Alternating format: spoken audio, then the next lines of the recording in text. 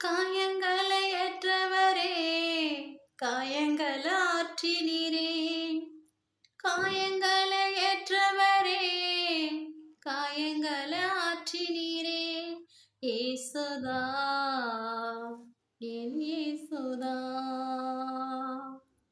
ஏசுதா, என் ஏசுதா.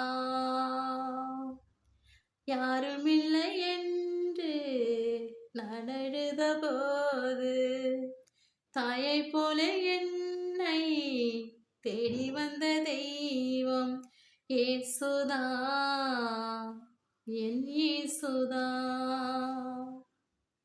யாருமில்லை என்று நான் அழுத போது, தாயை போல என்னை தேடி வந்த தெய்வம் ஏசுதா, என் ஏசுதா.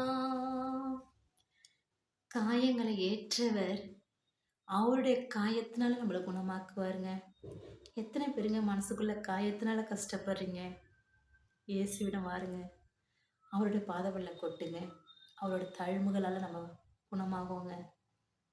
ஆமென். தாய் தகப்பன் இந்த உலகத்தில் கைவிடலாம், கட்டின கணவர் கைவிடலாம், பெத்த பிள்ளைங்க கைவிடலாங்க. நம்ம நேசிக்கிற இயேசு கிறிஸ்து நம்மளை ஒருபோது, ஒரு நொடி, ஒரு செகண்டு கூட நம்மளை கைவிட மாட்டாருங்க.